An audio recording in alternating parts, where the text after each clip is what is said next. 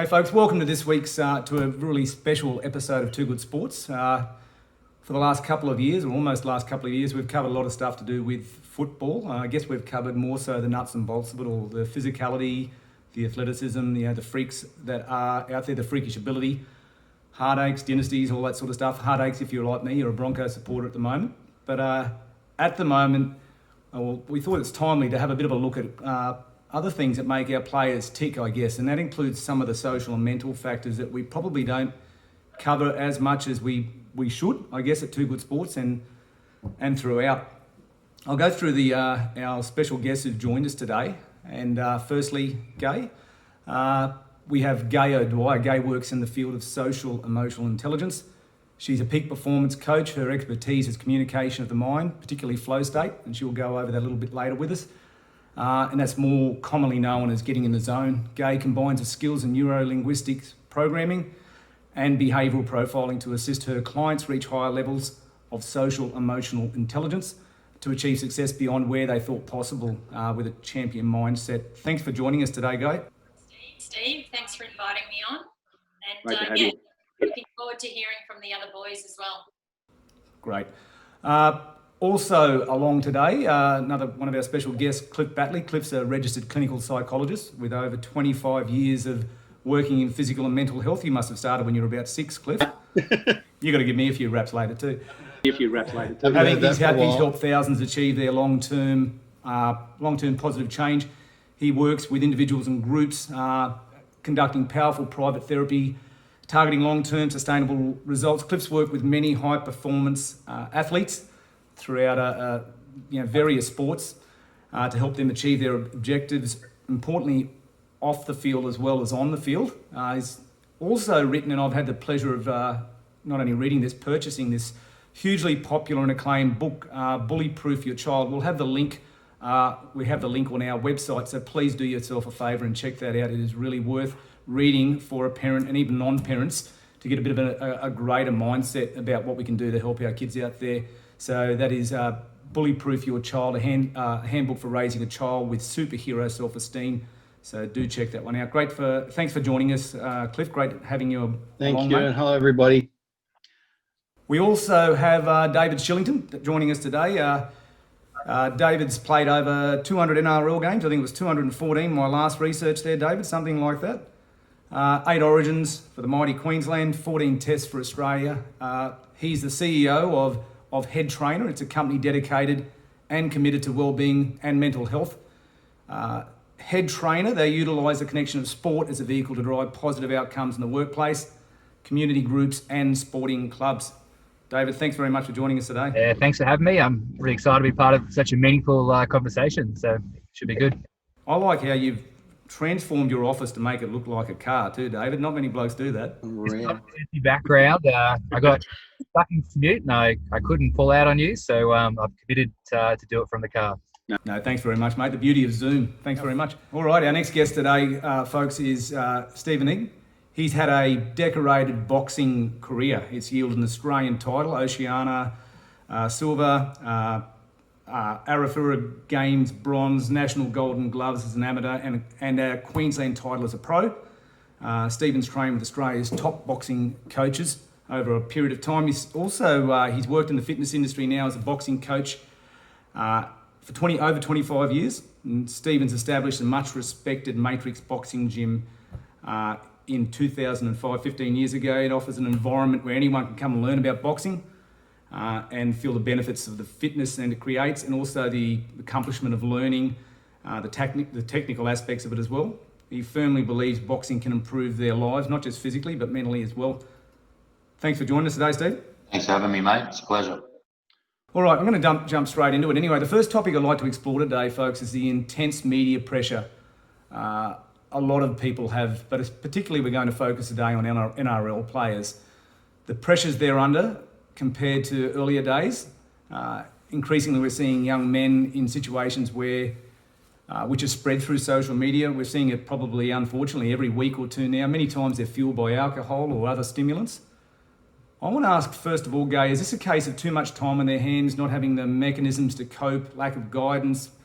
What are the factors, and also what are your views on it, Gai? So my views and beliefs around it, firstly, are not going straight to social media or Instagram or Facebook being the issue or the problem.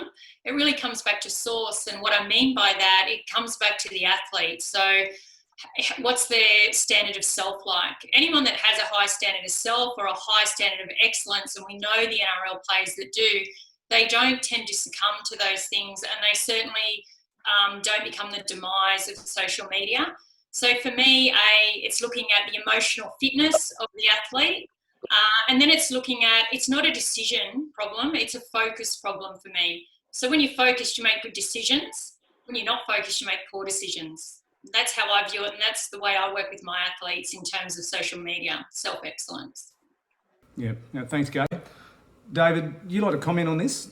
David, you obviously were in that bubble. I guess maybe the intensity has changed a little bit with the increased social media, I guess, particularly in the last few years. Yeah, I certainly agree with Gai in that you have to make the right choices. I think a big influence is the senior leaders at clubs too, and the culture they set. They're a huge factor in how the younger players learn how to behave themselves and what the right and wrong things are to do.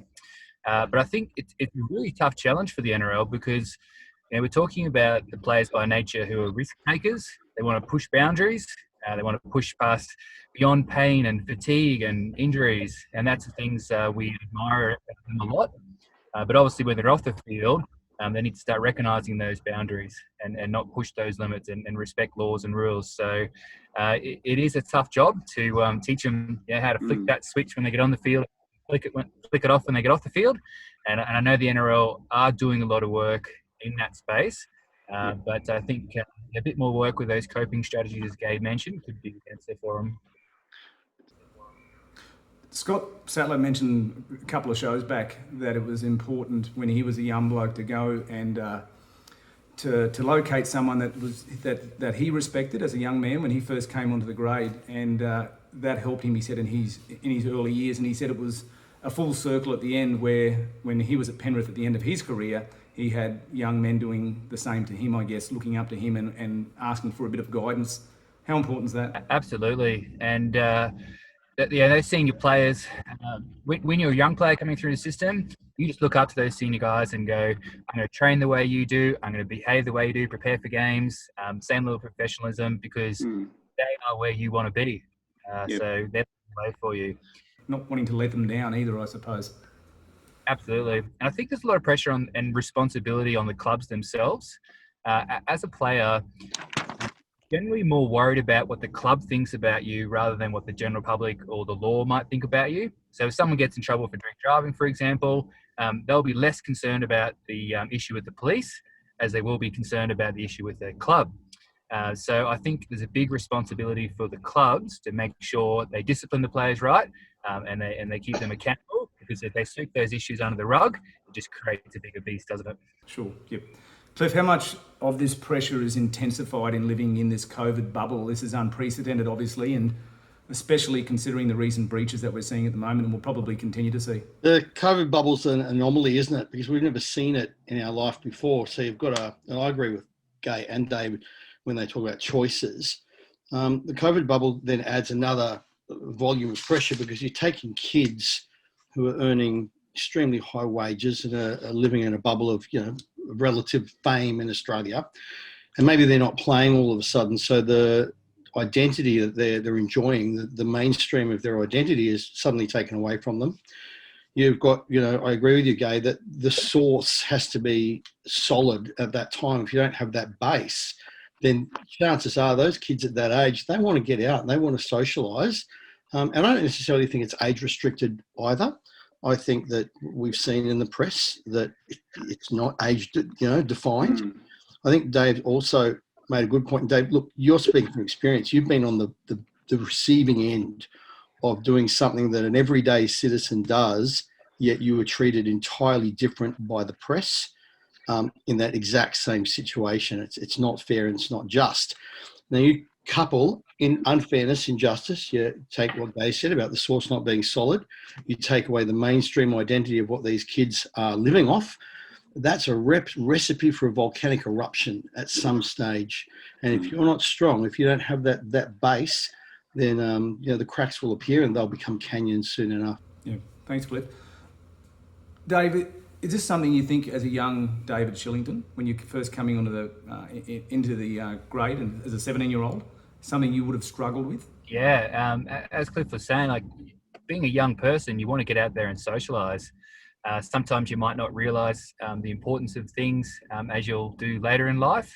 So it's quite easy for me now as a 37-year-old to go, what's wrong with these young 20-year-old players? You know, they've got a world of opportunity ahead of them, getting paid so well. That's their opportunity. Just do what you need to do. But the reality is, all your mates around you are having 18th birthdays and 21st, and when they are allowed to go out to nightclubs and do things any night of the week, they can enjoy a drink and a barbecue on a Monday night if they want to. But for players, they have to usually abstain from alcohol all week, and then they get one opportunity on a Saturday night after a game and to let their hair down, and sometimes it's a bit overwhelming for them. So I think I'm not trying to exonerate them of all their responsibilities or anything, but I also don't want to forget what it's like to be a young person again. Yeah. Gai, before we move on to the next topic, any further thoughts on that? Yeah, I mean, what both Cliff and David said is really valid. I would probably, if I was working with a team or I'm working with athletes currently and COVID has impacted them, it's around, what meaning are we going to give it?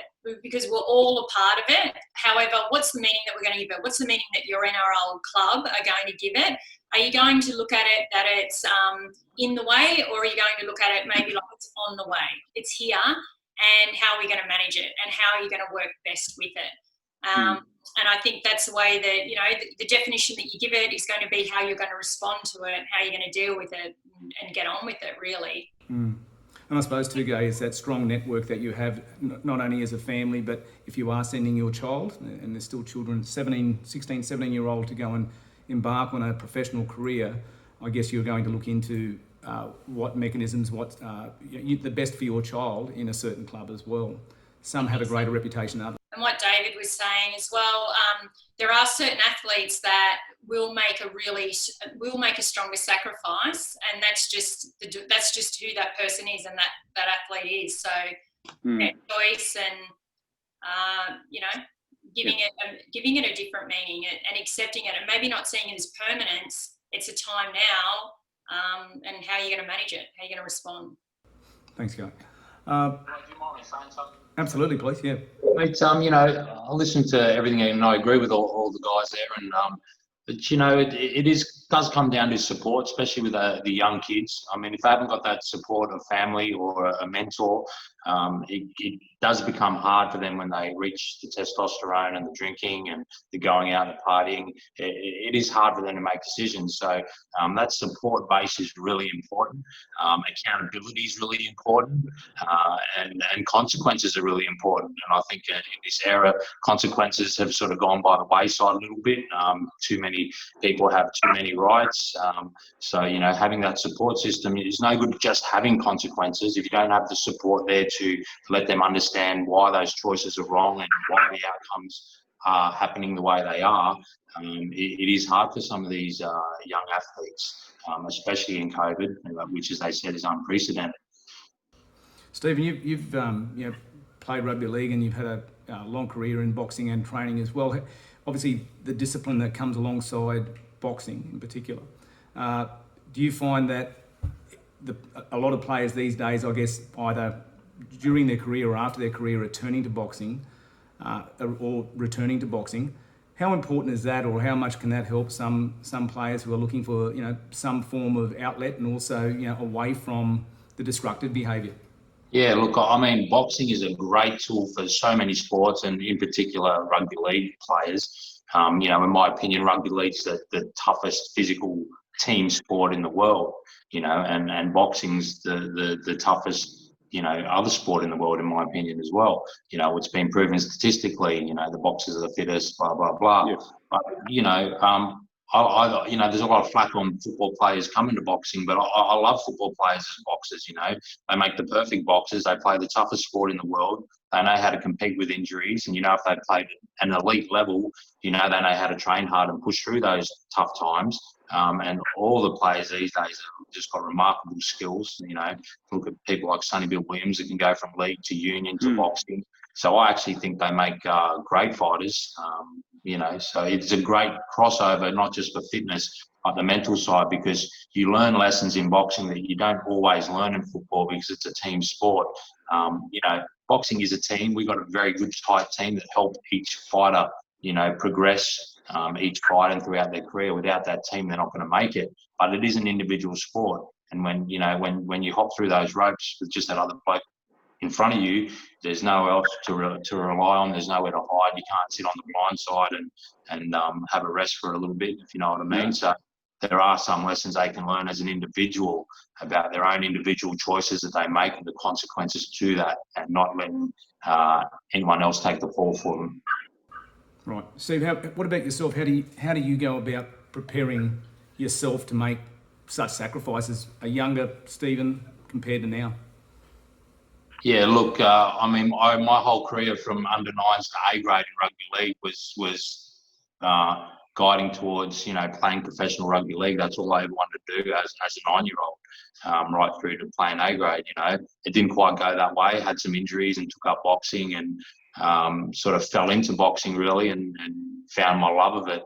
But you know, boxing is an unforgiving sport, and there's some really serious consequences to making bad choices. And the biggest thing for me is preparation, you know, and that preparation, whether it's rugby league or boxing, is paramount if you're not physically prepared and mentally prepared. And that's not just for the sport, it's the topic that we're talking about today, and that's outside life as well. And you know, even more so in this day and age because of social media. You know, but at the end of the day, each person, athlete, has to put their hand up and be accountable for their actions. And that's why I think the culture of your club, whether it's a boxing club or a football club, is really, really important. You know, the consequences they set to your actions, and consequences can be good too. You choose something good, you get a good consequence, and that's what these athletes need to understand. You know, so a good culture and a good club shows them that there's good consequences, that they get rewarded, but there are bad consequences for their bad choices. They need to fight from wrong. Yep, and I guess they're the ones that are publicised more so. Yeah, 100%. Media doesn't like publicising good news. Something that I think all players would struggle with, and we're seeing it at the moment with the Warriors. They're away from home and their family. It's a bit of uncertainty. A lot of the players have young children, you know, babies. There's no real plan. There's no concrete plan to return home at any real time. Cliff, we'll start with you. Can you discuss what you would think the psychological impacts it would be? I know that's a difficult one again because it's unprecedented, but the sacrifice that the Warriors have no doubt done and they're doing at the moment. Kind of ironic that you asked me this question first because, like you, Steve, I started as an under 7-year-old and with aspirations, and I made it to the Roosters junior squad at 15, you know, when dinosaurs were still running across the Sydney Sports Stadium. Got injured quite a few times and ended up getting shifted over to New Zealand and took up a rugby union career over there, and was heavily involved in rugby union for another, you know, over a decade in New Zealand. So I've had the luxury of working really closely with, you know, I was born in New Zealand, so I was very fortunate with New Zealand families, New Zealand culture, and to understand the importance of family, or what you call whānau in New Zealand, in the model of Pacific Island growth for kids. Now, you know, we've got a massive disconnect in New Zealand and Australia at the moment because there is such a bloodline back to heritage in New Zealand and culture, such a volume of pride, but it's called pride handed down, or wisdom handed down through generations in New Zealand. However, in the last generation, we've seen this, you know, sudden upsurge of movement to Australia, you know, almost an exodus from New Zealand. It's a very expensive place to live, and they've gone through a cultural identity crisis almost. When you remove these kids from their families, they don't, unless they've done really well, as Stephen pointed out, unless they've been raised well and they've been given consequences around how, you know, tribal law works and wisdom is handed down, they don't do well.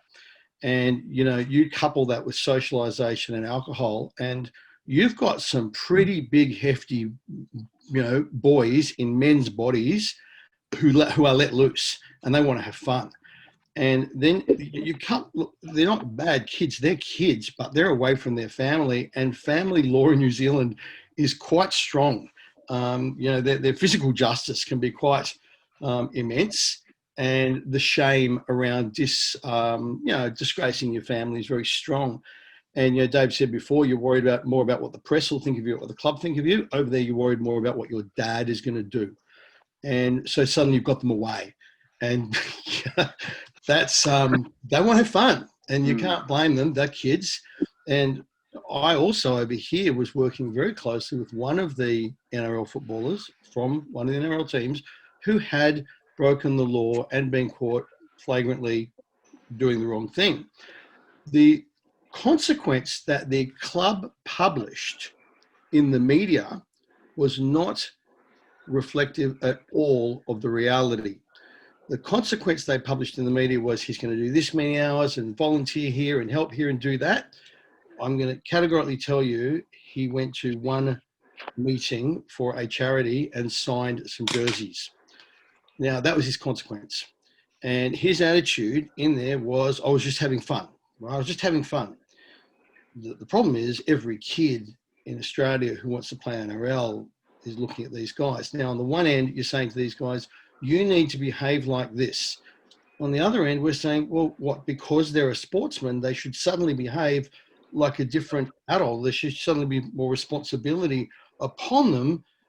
If you're not graded into that way, if your family's not teaching you that and the club is not reinforcing it, and you don't have that congruence between the two, how would you be expected to know it? And if you don't have that consequential learning system along the way, what you've got are kids with an underdeveloped brain. We all know we do silly things when we're young. Our prefrontal cortex is not developed until our mid-20s, 26. So we don't actually behave in a way where we assess the consequences of our behaviors. That's why parents are required to put rewards and consequences in place. When you don't have that at that age and you want to have fun, you're going to have fun. And you're not going to be thinking, this is a really dumb idea. I could end up in the paper, or I could disgrace my family, or my club could lose. Or you're not thinking that at all. You're just thinking there's fun on the table and I want to have some. So those guys are really susceptible, not just because they're away from home, but because the cultural lineage and the support system that would normally be in place that is really strong is out. You're pulling rugs out from under the kids there. I suppose too, when the media does, I guess, is make heroes, I guess, of 21 and 22-year-olds, 23-year-olds, fantastic players, but perhaps that hero worship or idolising them is not so wise at times, I guess, for all of them. Gai, if we can just pass it on to you, from what Cliff just mentioned there, how do you go about this with an athlete, with a young athlete who's pining to go home, but is in a difficult position of, if he or she does not continue to achieve where there's needed to be, obviously they could lose a career, they could lose sponsorship. How do you go about this double-edged sword? Well, Cliff and David both said it. If there's cultural dysfunction, it's going to be pretty challenging. Really, when you hear Cliff, when he talks about the consequences or non-consequences were given, and as David said, they're so fearful of how their club's going to be. Really, that has got to come from the top, and it has to be a functional club. Otherwise, there's no games going to be won. Certainly no premierships are going to be won. It's just not enough consistency. Consistency equals trust, and those boys need trust. If they don't have their family, they need it more than ever for their club. So for me, I think one of the greatest things New Zealand have to tap into are the All Blacks. When you think of the book by James Kerr, Legacy, I'm not sure there is a better written book, with no disrespect to you, Cliff, because I haven't read your book. However, when you talk about... awesome book. Yeah, when you talk about functionality, and when you talk about mindset and respect, and when you talk about success, it's right there. And maybe they can borrow and model some of that, because to be honest, it's so powerful and it's incredible. So just a thought. Can I add to that? You've really touched on my heart now. I didn't think we were allowed to talk about union. I've worked directly with a number of All Blacks over the years, and that book Legacy is a Bible. They come time and time and time again. They are drilled into them the saying from that book, and that is, our values determine our character and our character determine our values. And they speak of values as laws that you decide to uphold. And if you do, you are rewarded with mana or strength. And if you break them, do not expect to have your reward, expect the consequence. But the consequence they talk about is shame and defeat. And that book, it's fantastic. You mentioned that book because it's a cultural iconic book, isn't it? And I think the other thing about that book, it brings you back to responsibility. Like, you know, they say, what's my role? Like, what's my responsibility on the field? What's my responsibility to the club? What's going to happen if I don't do that? And what's going to happen if I do? Because it also all of a sudden brings back the realization, you know what, appreciate your job. Like, it's pretty amazing. You are a paid professional athlete. And yes, it does come with other things. However, most people would give their right leg, most ordinary people, to be a professional athlete and to be paid, whether it's COVID, whether it's not. So it's coming back to having some gratitude and really like, wow, you know, this is an awesome role. Like, I love being an athlete, and yes, it comes with responsibility. However, I've got the maturity and hopefully the club that will take me to the next level. Yeah, thanks, Gai. Look, David, in a recent article, you mentioned that a legend of the game basically gave you counsel and suggested, when you were doing it a bit tough, that you go and see someone who can help you. You were probably dealing with it like a lot of young guys do, or young athletes do. Can you share that with us? Yeah, for sure. When I was a young rooster, literally playing for the Sydney Roosters as a young fella, my coach Brad Fittler just came up to me at training one day and said, you know, Shillo, how you going, mate? You sort of seem a bit withdrawn from the group and not like yourself. How you handle the pressures of being an NRL player? And I sort of shrugged it off and said, oh, fine, mate. Yep, all good. And he said, well, you know, it's okay if you're not handling it very well. You've thought about seeing a counsellor. And I was like, a counsellor? You mean talk about my emotions? 6 foot, 515 kilo front row for the Roosters. I don't need to talk about mine. Thanks very much. And then he sort of blew me away when he goes, no, why don't you see the guy that I see? And I was like, the guy you see, but you're Brad Fittler, you've got life sorted. And he goes, yeah, I don't have any big things going on, but I like to check in with him from time to time and just get things off my chest so they don't build up. So I thought, well, if it's good enough for him, it's good enough for me. And I went and saw his counsellor, Angus, in Centennial Park, and went to his unit. Great man, Angus, but I was still a bit apprehensive. And he sat me down on the couch, as you do, and he said, so what brings you here today, Dave? And I sort of shrugged it off again and said, oh, nothing, I'm fine. But, you know, he's a trained professional and he knows how to have these conversations, and he got me talking. And it felt good talking. And I kept talking. And about an hour later, he was tapping on his watch going, all right, mate, well, I've got other people to see. You got to go now. And I was like, wait, I've got more to say. So for someone who thought, you know, they're too big and strong to go see a counsellor, they wouldn't get anything out of it. I just loved getting some things off my chest. I've been turning them around in my head, you know, for weeks and months without any success. But as I spoke them out, they all sort of fell into place and it made a lot of sense. So, yeah, I've been a massive advocate for seeking professional help, no matter how tough you are. And I strongly recommend it for everyone. And I guess that's the genesis too of Head Trainer Day. Yeah, so that's what I've gone to business doing this now, using those stories. And I like telling that story about Freddie as my coach, because it sort of highlights the role of leaders and managers in the workplace, let alone just a sporting club. That you know, you could disarm people and make people feel comfortable and set the right example. Because sometimes people might feel like they've got things to prove and they have to be invincible and put on a strong face all the time. But if you let people know that it's okay to not be okay, then I think it does everyone a world of good. I think it shows that, you know, obviously in the past, I think for some reason us men particularly, we thought it was a show of weakness. It's obviously we know now that it's the the complete opposite. You know, a bit of self-realisation and getting back on track. Stephen, if we can go to you, just recently I contacted yourself and I saw a video that you had posted, and it's very very well-watched video on YouTube and social media. A different type of thing, I guess, to Stephen's, but it has similarities, that there was a behaviour, I guess, that you identified, and one of, probably hundreds of thousands of Australians, and that was something that you thought you could improve on as well. Do you want to share that with us, mate? Yeah, mate. The use of the word. Let me just start with. I'm not part of this group of easily offended generation. I still take the piss. I probably still say some inappropriate things, and as a normal Aussie larrikin, having a laugh. So there are words though that can cause hurt to people. And I'm aware of that when it comes to being sexist or racist, and there was a certain word that I'd been using since high school, to be honest, and I used to write it off in a certain way, but a good friend of mine who's another boxing coach and an adventure guy, who's put up a post about the word retard, and I relate that to any kind of, spastic, retard, spazzo, retard.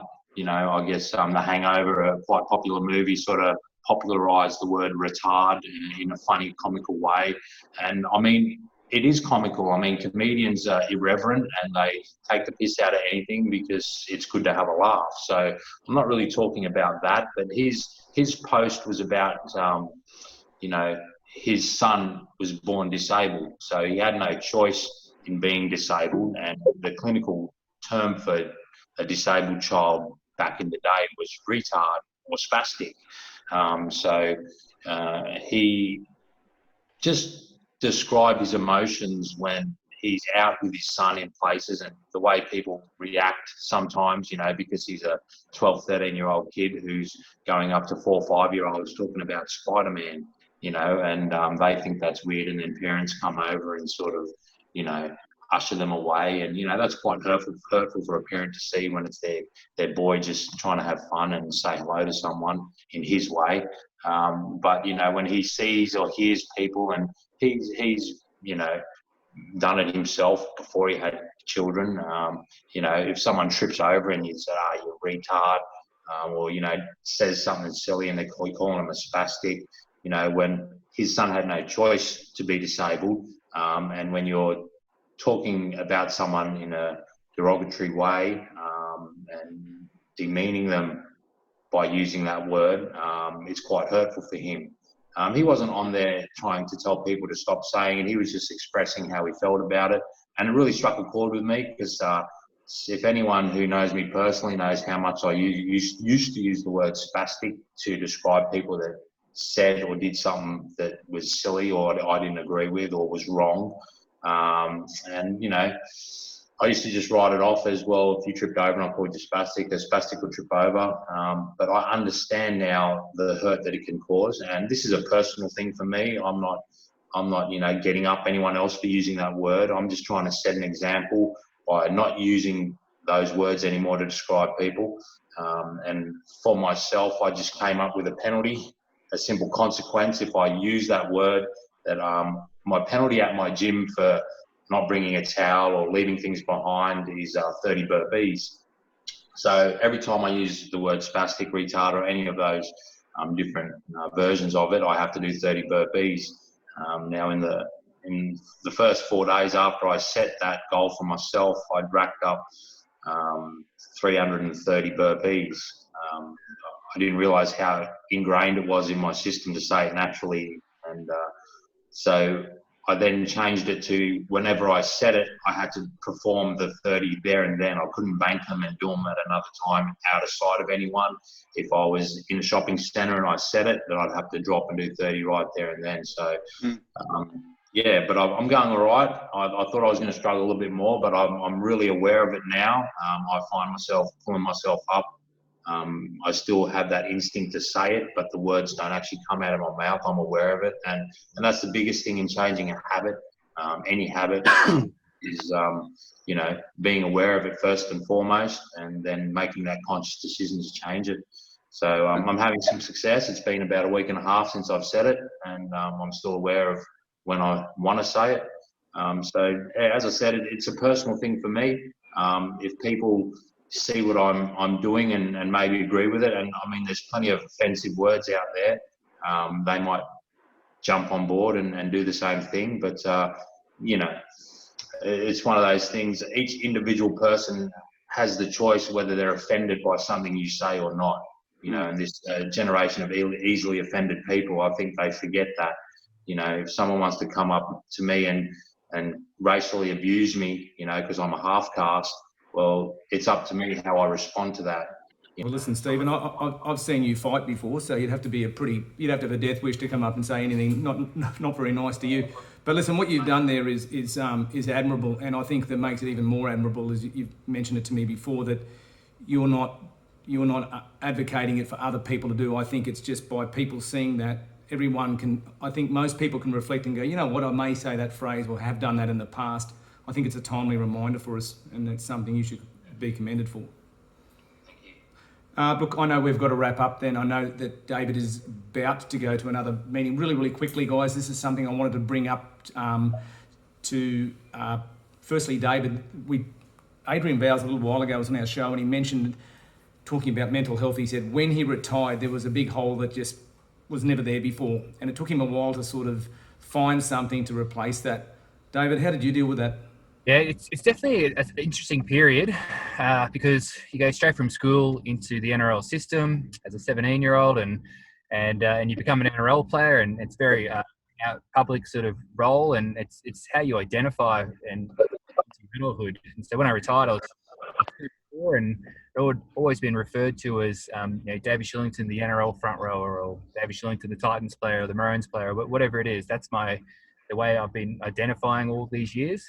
And I remember it really struck me about 3 months after I retired. I actually got a job with the NRL as a project officer. So I thought, oh, wow, this is my role now. I'm a project officer. And I went down to Coffs Harbour for this Mental Health Awareness Day. And this lady, a chaperone, was taking me around, and I was meeting all these young kids. And every time I got to these young kids, the lady would introduce me, oh, kids, this is David, the NRL front rower. And the kids go, whoa, do you play in the NRL, do you? And I started going, yeah. Oh, no, not really. No, I don't. And it took me a while to adjust and recalibrate to what I said to people, because I thought, I'm not being truthful here if I'm saying I'm an NRL front row. And I told the lady, I said, look, it's not a big deal, but do not introduce me as an NRL player anymore. And so I went through this period of a good 6 to 12 months of just sort of recalibrating and reassessing who I was. Thankfully, I was already a dad then and a husband. I had lots of other things I could identify by. And I was also really lucky that I went into a role with the NRL, working in the mental health space, that gave me a real sense of sort of purpose and value. Because when you play sport like that, and you have to push through all that pain and through the injuries, and regardless of how you feel, what the weather's like, you really got to be connected and to what you're doing. So thankfully, I worked on my identity. Had a great role with the NRL that had purpose, and that got me through not too bad. Cool. Cliff, do you deal with that often with some of the high performance athletes that you've helped? Initially that's what it was I was dealing with Olympic Games athletes, NRL players. I'm now, we're on the cusp of a new disorder in the next, what they call Diagnostic Statistical Manual of Mental Disorders, called PPDD, and it's post-professional depressive disorder. And what we're starting to see is not just athletes, but all humans, especially white-collared professional males, significant quantity, are spending their whole life looking forward to retiring at 60, not calculating that their average lifespan, a commonly expected woman's lifespan in Australia is now 95. The person who's going to live to be 130 has already been born. So we're retiring with half our life again and nothing to do. So it's not just athletes. This is an identity crisis that we're suffering. We're outliving our careers. Now, in professional athletes, they're getting younger and younger too, because we're starting them earlier. Right? Look at the average age of a professional golfer in the last 20 years is almost halved. Look at the average age of a first grade NRL player in the last 30 years. Look at what happened with NRL when it became a professional sport. And we're bringing kids out of high school. into professional sport. So their careers are over, as David pointed out. They're getting injured earlier, they're burning out, and there's someone hot on their tails. There's nothing. There's nothing. That's what they've always been. As David said, there I go, front up. I've made it into this, professional job. Yet there's my badge. Yep. He has to actually ask someone, because our culture is, well, that's who you were. That's what you are. Now all of a sudden I'm not that, and if that's all I had, it's not fun laying bricks and finishing that and going laying bricks. Or one of my clients, an ex NRL player, is out there at the moment putting leaflets in letterboxes, walking and putting leaflets in letterboxes. He's not qualified. His reading and writing isn't even that great. And that's what he's doing for a job, and he's majorly depressed. I think Gai said something before, this is really important, about the club's responsibility and about that culture from the head of the club down, and about the culture of different clubs. And I've had the luxury of working with various NRL clubs. She is 100% right. A fish rots or is fresh from the head. And club culture has a lot to answer for. David, I'd love to talk to you privately about your experience during that process, because you played Roosters, you played Raiders, you played in 3 different states. I'd love to talk to you privately about that. Sounds good. Gai, if I can just pass on to you, I understand that we have to wrap up, and then I'll quickly go to Stephen. Going on to what Cliff said, when an athlete retires, a lot of the time they're prodigies from a young age. You're hearing, as Cliff mentioned, sometimes they're 12-year-old that they're identified. They've had the adulation. They've basically they've never had a normal life, I guess, for want of a better word. They've never had to go to the workplace or anything like that, and they've had a large group of friends. I'm not sure how long all of those friends will be there. Then all of a sudden they're thrust into the normal world, some prematurely, with lack of form, injury, cultural reasons, whatever it may be. When they're not expecting it, they may be able to survive on that little bit of stardom for a little while, but all of a sudden they're on their own, Gai. Yeah, and it's incredibly tough if they've been cushioned from not being exposed to having a look at their cross-contextual skills. Like, I loved what David said, he was identified as a front rower, however, he's in this new position. I think it's so important. It just seems very basic. However, if you only know what you don't know. So for me to be like encouraging players to know what are my strengths and skills outside of this, and something David said, like, what am I actually passionate about?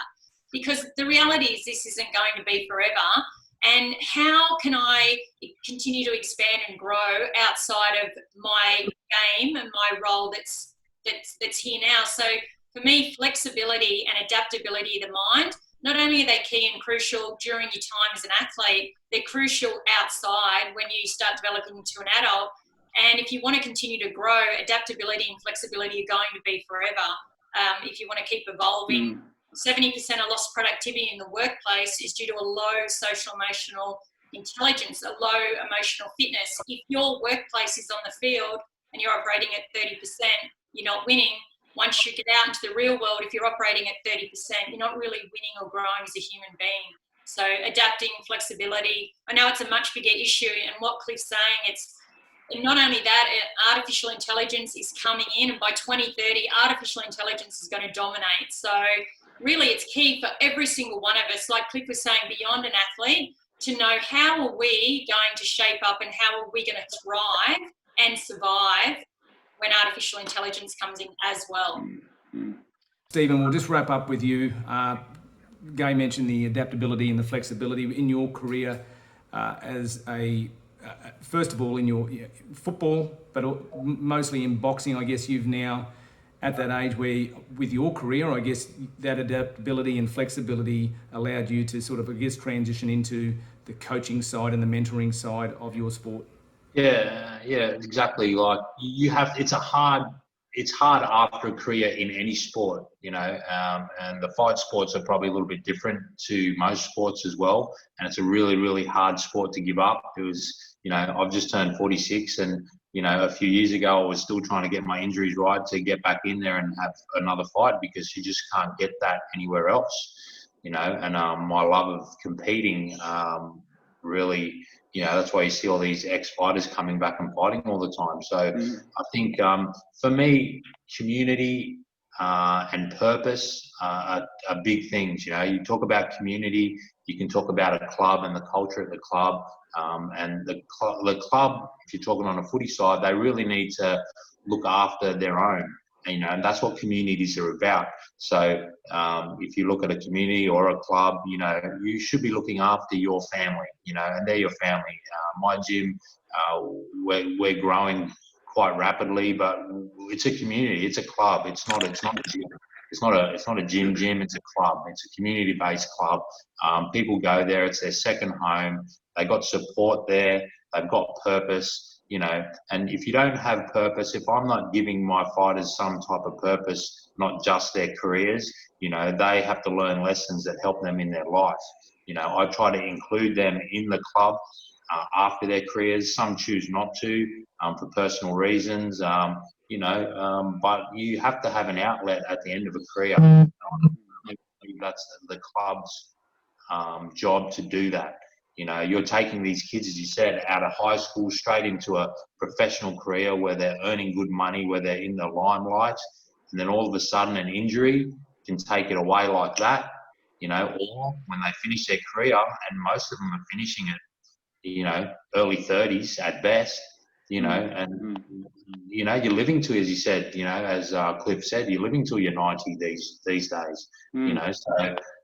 yeah, it really is about the community looking after, whether it's a local community, whether it's a club, or whether it's your own family looking after their own.